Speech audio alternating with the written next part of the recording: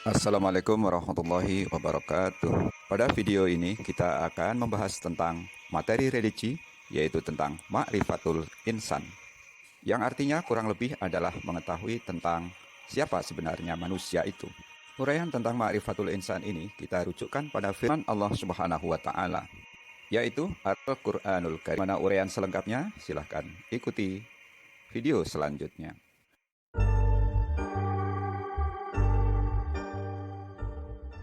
Perlu diketahui bahwasanya dirinya kita tidak dianjurkan untuk menanyakan tentang perbuatan Allah. Yang dianjurkan adalah bagaimana seharusnya kita sibuk untuk mempertanyakan tindakan kita sendiri, apakah sudah benar atau belum. Namun memang perlu kita mengetahui siapa sebenarnya makhluk yang bernama manusia dan untuk apa manusia diciptakan oleh Allah Subhanahu wa taala dan hidup di muka bumi ini. Dan informasi seperti ini wajib diketahui oleh setiap muslim atau muslimah, yaitu orang yang telah memeluk agama Islam. Secara garis besar dapat dikatakan bahwasanya tujuan manusia diciptakan menurut agama Islam yang merujuk kepada firman Allah Subhanahu wa taala, yang pertama adalah sebagai khalifah atau sebagai pengurus bagi kehidupan di planet bumi ini. Sebagaimana telah difirmankan oleh Allah Subhanahu wa taala di dalam surat Al-Baqarah surat kedua ayat yang ke-30 yang bunyinya, A'udzubillahi minasyaitonirrajim. Bismillahirrahmanirrahim. Wa idh qala rabbuka lil malaikati inni ja'ilun fil ardi khalifah qalu ataj'alu fiha man yufsidu fiha wa yasfiku ad-dima wa nahnu nusabbihu bihamdika wa nuqaddisu lak qala inni a'lamu ma la ta'lamun. Artinya dalam bahasa kita, dan ingatlah ketika Tuhanmu berfirman kepada para malaikat, Aku hendak menjadikan khalifah di bumi. Mereka para malaikat berkata, Apakah engkau hendak menjadikan orang yang merusak dan menumpahkan darah di sana? Sedangkan kami bertasbih memujimu dan mensucikan namamu. Allah berfirman, Sungguh aku mengetahui apa yang tidak kamu ketahui. Al-Baqarah ayat 30. Di dalam ayat ini terdapat pertanyaan para malaikat. Ataj'alu fiha mayufsidu fiha wa yasfikud dima. Mengapa engkau hendak menjadikan khalifah di bumi itu orang yang akan membuat kerusakan padanya dan menumpahkan darah? Wa nahnu nusabbihu bihamdika wa nuqaddisu lak. Padahal kami senantiasa bertasbih dengan memuji engkau dan mensucikan engkau. Dengan pertanyaan para malaikat ini, Allah Subhanahu wa taala menjawab dengan firman-Nya, Qala inni a'lamu ma la ta'lamun. Sesungguhnya kami Allah mengetahui apa yang tidak kalian ketahui.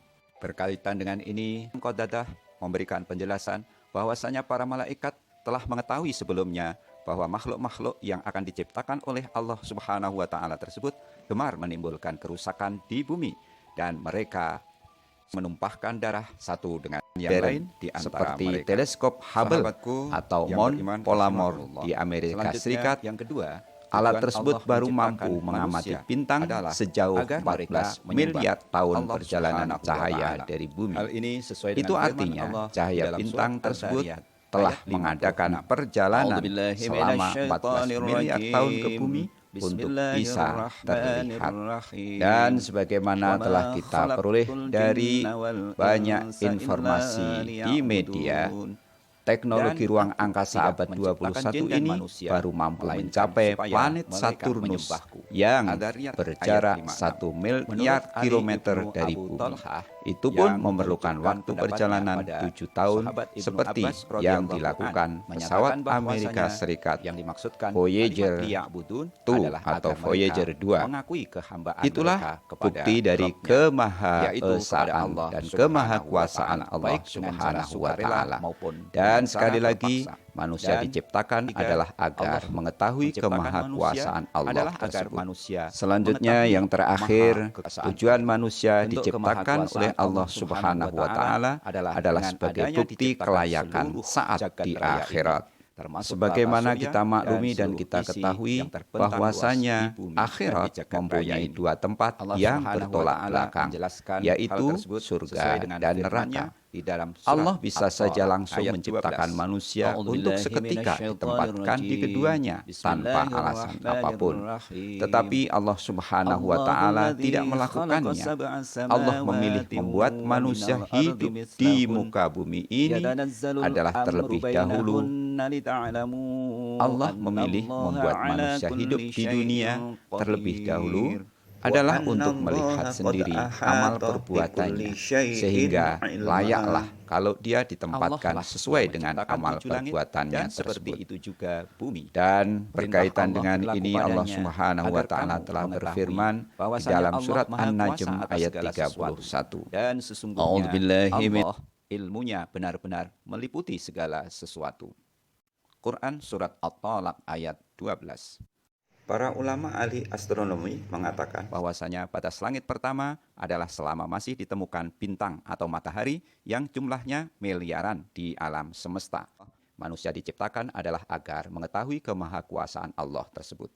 Selanjutnya yang terakhir, tujuan manusia diciptakan oleh Allah Subhanahu wa Ta'ala adalah sebagai bukti kelayakan saat di akhirat. Sebagaimana kita maklumi dan kita ketahui bahwasanya akhirat mempunyai dua tempat yang bertolak belakang, yaitu surga dan neraka. Allah bisa saja langsung menciptakan manusia untuk seketika ditempatkan di keduanya tanpa alasan apapun. Tetapi Allah Subhanahu wa Ta'ala tidak melakukannya.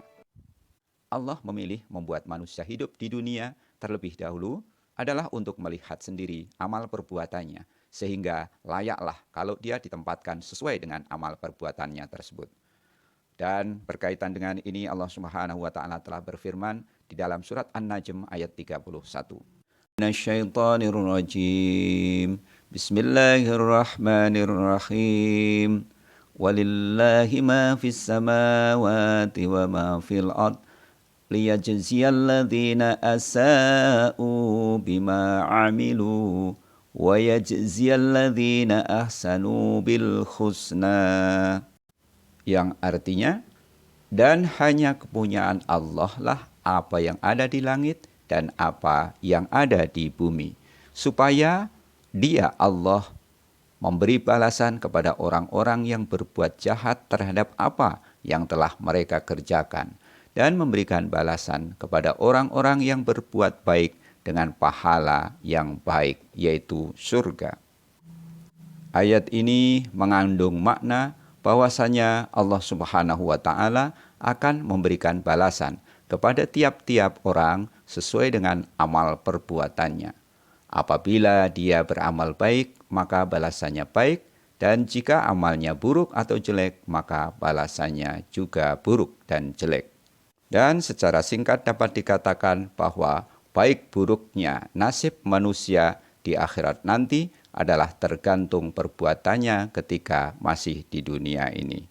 Dan demikianlah para beriman rahimakumullah, dengan mengetahui tujuan Allah Subhanahu wa Ta'ala menciptakan kita hidup di muka bumi dan sebagai khalifah, mudah-mudahan kita sekalian bisa menyadarinya, memahaminya, sehingga apa yang kita kerjakan sesuai dengan tujuan kita diciptakan Allah Subhanahu wa Ta'ala.